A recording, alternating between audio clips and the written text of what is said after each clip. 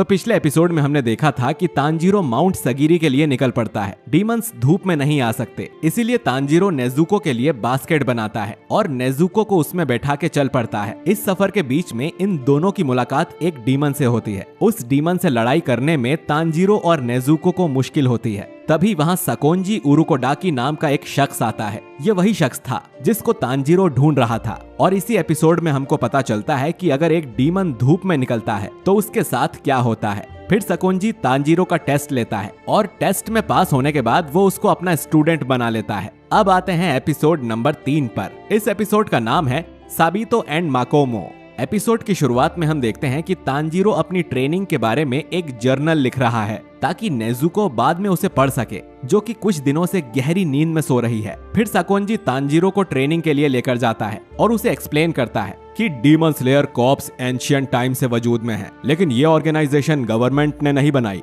और demon slayer को lead कौन कर रहा है ये भी कोई नहीं जानता।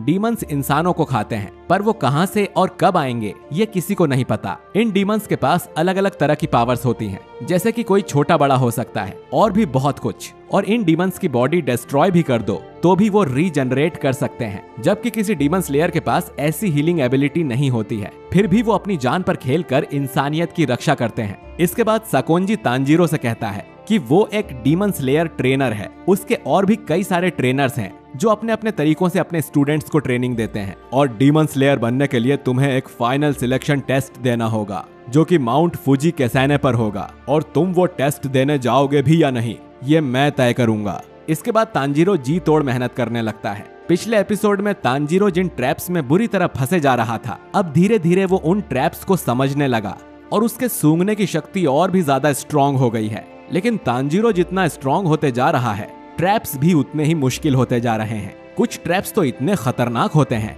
कि अगर तांजीरो से जरा सी भी गलती हुई तो उसकी जान भी जा सकती है। और तांजीरो हर रात नेजुको के लिए जर्नल्स लिखता है और उसको अपनी ट्रेनिंग के बारे में बताता है कि उसने आज क्या किया। कुछ दिनों के बाद तांजीरो की सोर्ड ट्रेनिंग शुरू हो जाती है और तांजीरो तलवार हाथ में लेकर भागता है, लेकिन तलवार को हाथ में लेकर भागने से उसकी स्पीड कम हो जाती है और वो ट्रैप्स में फंस जाता है। फिर सकोंजी तांजीरो को तलवार चलाने की ट्रेनिंग देना शुरू करता है। हर रोज तांजीरो पहाड़ से नीचे उतरने के बाद तलवार को तब तक चलाता है जब तक तलवार उसके हाथ से गिर ना जाए। फिर सकोंजी तांजीरो को बताता है कि धार वाली साइड से ही तलवार चलानी चाहिए, वरना वो आसानी से टूट सकती है। तलवार की नॉलेज देने के बाद सकोंजी तांजीरो को कहता है कि अगर इस तलवार को कुछ हुआ तो मैं तुम्हारी हड्डियां तोड़ दूंगा। अगले दिन तांजीरो को टास्क मिलता है सकोंजी पे हमला करने का, जबकि सकोंजी के हाथ में कोई भी वेपन तक नहीं था। फिर भी तांजीरो उसे छू भी नहीं पा रहा था। ट्रेनिंग से वापस आकर तांजीरो देखता है कि नेजुको अभी तक सो रही है, जिसकी वजह से तांजीरो थोड़ा निराश नजर आता है। इसके बाद सकोंजी तांजीरो को टोटल कंसंट्रेशन ब्रीदिंग टेक्निक सिखाता है और ये भी कि वो तांजीरो को सभी 10 तरह की वाटर ब्रीदिंग टेक्निक्स भी सिखाएगा। सकोंजी तांजीरो को गहरी सांस लेने को बोलता है ताकि ऑक्सीजन उसके पूरे शरीर के हर सेल में जा सके। तांजीरो गहरी सांस लेता है तो सकोंजी उसे एक थप्पड़ मार देता है, क्योंकि वो ठीक तरह से सांस नहीं ले रहा था। उसके बाद सकोंजी तांजीरो को पानी से एक होने के लिए कहता है और तांजीरो को लात मार के झरने में गिरा देता है। ऐसे ही 6 महीने बीत जाते हैं और नेजुको अभी तक गहरी नींद में सोई हुई थी। नेजुको का चेकअप कराने के लिए सकोंजी एक डॉक्टर को भी बुलाता है, लेकिन डॉक्टर को भी कुछ समझ नहीं आता।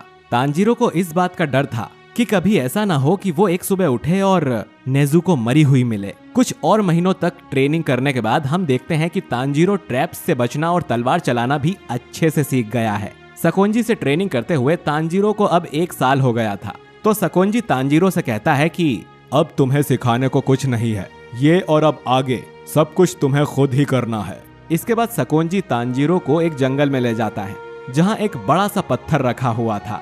सकोंजी कहता है कि अगर तुम इसको अपनी तलवार से 2 टुकड़ों में काट पाए तभी मैं तुम्हें उस फाइनल टेस्ट में जाने दूंगा। ये सुन के तांजीरो सोच में पड़ जाता है कि क्या इतने बड़े पत्थर को काटा भी जा सकता है, लेकिन फिर सकोंजी वहां से जाने लगता है। उसके बाद तांजीरो हिम्मत जुटाता है और तलवार का एक जोरदार वार उस बड़े से पत्थर पे करता है।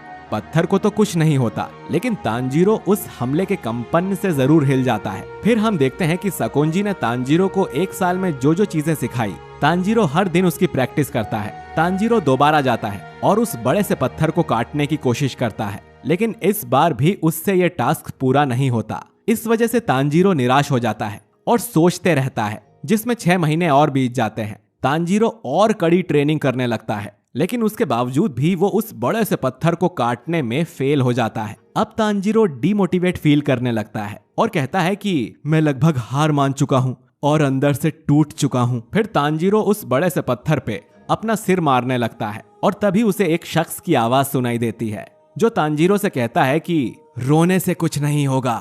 तांजीरो देखता है कि जिस बड़े से पत्थर को वो काटने की कोशिश कर रहा था, उस पे एक आदमी बैठा है जिसने अपने चेहरे पर एक फॉक्स मास्क भी पहना हुआ था।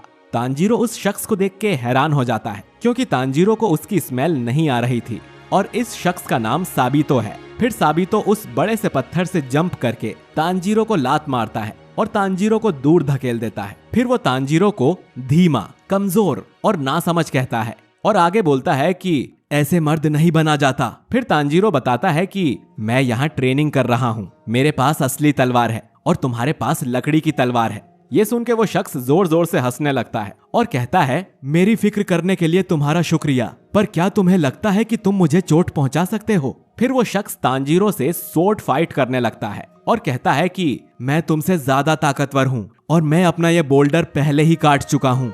धीरे धीरे उस शख्स के हमले इतने तेज होने लगते हैं कि तांजीरो का उस शख्स से लड़ना मुश्किल हो जाता है। फिर वो शख्स एक हमला करता है और तांजीरो गिर जाता है। आगे वो शख्स कहता है कि तुमने अभी तक कुछ नहीं देखा और तुम एक भी चीज में माहिर नहीं बने, खासकर की ब्रीदिंग टेक्निक जो मिस्टर सकोंजी ने तुम्हें सिखाई थी। तांजीरो हैरान हो जाता है और सोचता है कि ये शख्स सकोंजी को कैसे जानता है। फिर वो शख्स कहता है कि तुमने ट्रेनिंग को बस याद किया है, तुम्हारे शरीर को ये नहीं पता कि उसको क्या करना चाहिए। तुमने आखिर 1 साल और 6 महीने तक क्या किया है? तांजीरो उस शख्स से कहता है कि मैं पूरी मेहनत से कोशिश कर रहा हूँ, लेकिन मैं आगे तक नहीं जा सकता। ये सुन साबितो कहता है कि तुम्हें आगे बढ़ते रहना होगा, उसके अलावा कोई और रास्ता नहीं है। दिखाओ मुझे तुम क्या कर सकते हो। ये सुन के तांजीरो पूरा जोर लगा के तलवार का एक हमला करने वाला था, लेकिन साबितो ने अपने एक वार से तांजीरो को नीचे गिरा दिया, जिसकी वजह से तांजीरो बेहोश हो गया। फिर वहां एक लड़की आती है और वो शख्स उस लड़की से कहता है,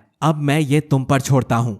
वो लड़की हाँ में सिर हिलाती है। कुछ देर बाद रात हो जाती है और तांजीरो को होश आ जाता है। फिर वो लड़की तांजीरो से पूछती है कि क्या तुम ठीक हो? तांजीरो उस लड़की से कहता है कि क्या तुमने वो हमला देखा? वो कितना शानदार था। क्या मैं भी कभी उस लड़के जितना पावरफुल बन सकता हूँ? वो लड़की कहती है कि अब मैं तुम पे नजर रखूंगी तो तुम भी ये कर सकते हो। फिर वो लड़की स्माइल करती है। उस लड़की को देख के तांजीरो मन में कहता है कि ये कितनी क्यूट है। फिर उसे पता चलता है कि इस लड़की का नाम माकोमो है और जिसने फॉक्स वाला मास्क लगाया था उस शख्स का नाम साबितो है। माकोमो तांजीरो को उसकी गलतियां बताती है जो कि वो अब तक करते आ रहा था। तांजीरो ये जानना चाहता था कि माकोमो आखिर कहां से आई है और वो तांजीरो की हेल्प क्यों कर रही है, लेकिन माकोमो अपने बारे में तांजीरो को कुछ नहीं बताती। आगे हमें पता चलता है कि माकोमो और साबितो भाई बहन नहीं है, लेकिन इन दोनों के अनाथ हो जाने के बाद सकोंजी ने ही इनको पाला था। फिर वो लड़की कहती है कि हमारे अलावा और भी कई बच्चे हैं जो तुम्हें देखते हैं। तांजीरो फिर मन में सोचता है कि माकोमो एक अजीब लड़की है। इसके बाद माकोमो तांजीरो को टोटल कंसंट्रेटिंग ब्रीदिंग टेक्निक के बारे में बताती है, जिससे इंसान के दिल की धड़कन और ब्लड सर्कुलेशन बहुत तेज हो जाता है और उसका शरीर जल्दी से रिएक्ट कर पाता है। इस टेक्निक से कोई भी इंसान डीमन जितनी ताकत से अटैक कर सकता है। सबसे जरूरी फेफड़े होते हैं, जिनकी कैपेसिटी बढ़ाने से शरीर की ताकत बढ़ती है। तांजीरो को इन सब बातों में बिल्कुल यकीन नहीं होता, फिर भी वो पूछता है कि वो कैसे इतना पावरफुल बन सकता है। माकोमो कहती है कि मरने जैसी हालत तक ट्रेनिंग करो। फिर तांजीरो कई महीने तक कड़ी ट्रेनिंग करता है, जिसमें वो कई बार साबितो से हार जाता है। फिर 6 महीने के बाद तांजीरो साबितो को एक आखिरी बैटल के लिए बुलाता है और इस बार साबितो अपनी असली तलवार लेकर आया था। तांजीरो उससे कहता है कि आज के दिन मैं जीतूंगा। फिर तांजीरो लंबी सांस लेता है और दोनों एक दूसरे की तरफ हमला करते हैं, लेकिन इस बार तांजीरो अपनी तलवार से पहले साबितो पर अटैक करता है। इस हमले से साबितो का मास्क 2 हिस्सों में टूट जाता है। तांजीरो पहली बार साबितो का चेहरा देखता है, जो कि स्माइल कर रहा था। फिर माकोमो उससे कहती है कि तुमने जो किया उसको भूलना मत और उसे भी हरा देना। और पलक झपकते ही साबितो और माकोमो वहां से गायब हो चुके थे। तांजीरो देखता है कि उसने अपनी तलवार से साबितो के मास्क को नहीं, बल्कि उस बड़े से पत्थर को काट दिया है। और इसी के साथ डीमन स्लेयर का एपिसोड नंबर 3 यहीं खत्म हो जाता है।